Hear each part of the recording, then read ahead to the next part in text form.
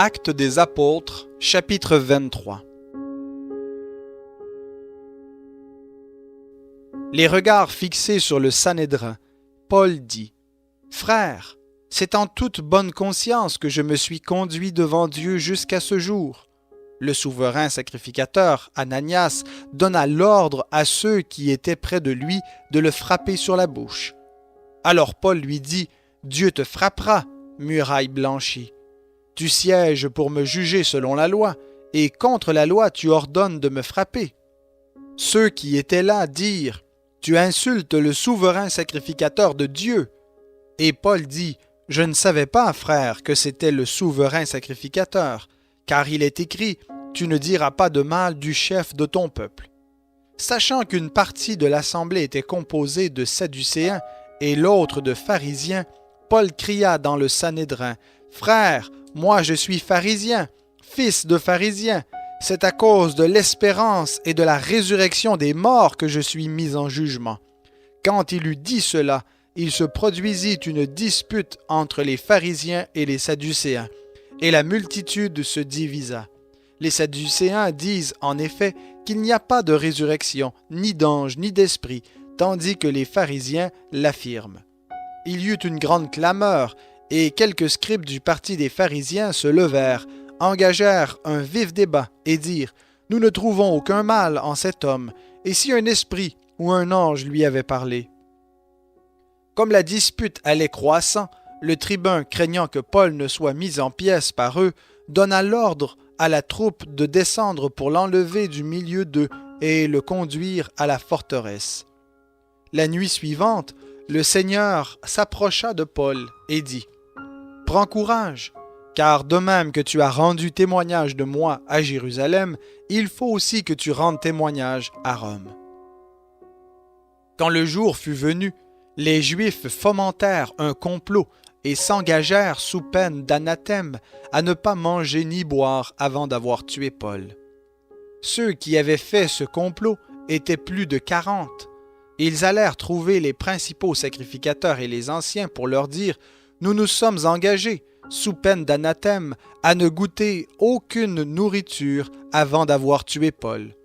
Vous donc, maintenant, d'accord avec le Sanhédrin, adressez-vous au tribun pour qu'il l'amène devant vous, comme si vous deviez examiner son cas plus exactement. Et nous sommes prêts à le tuer avant qu'il approche. » Le fils de la sœur de Paul entendit parler du guet-apens et se rendit à la forteresse, où il entra pour en informer Paul.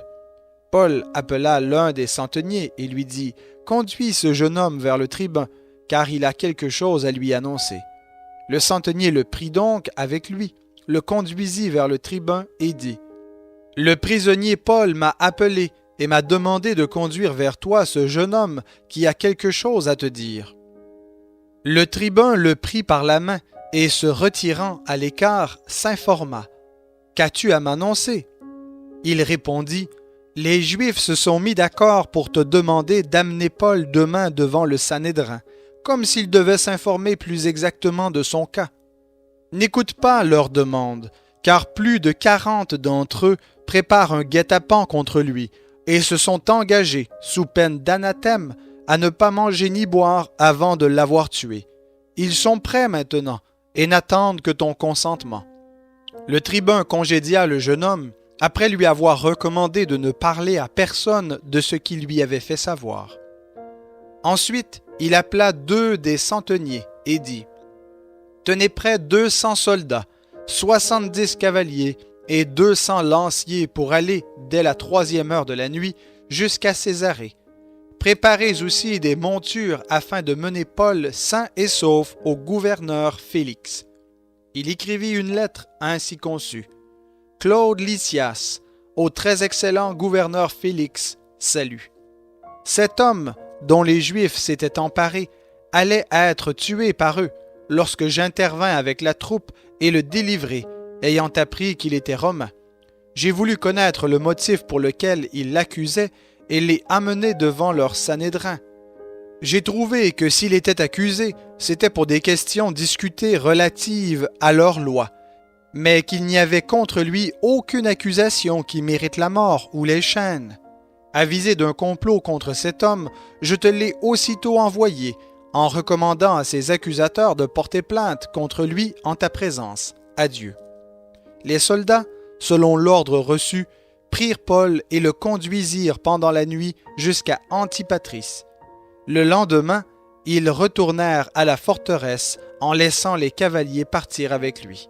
Arrivés à Césarée, ceux-ci remirent la lettre au gouverneur et lui présentèrent Paul.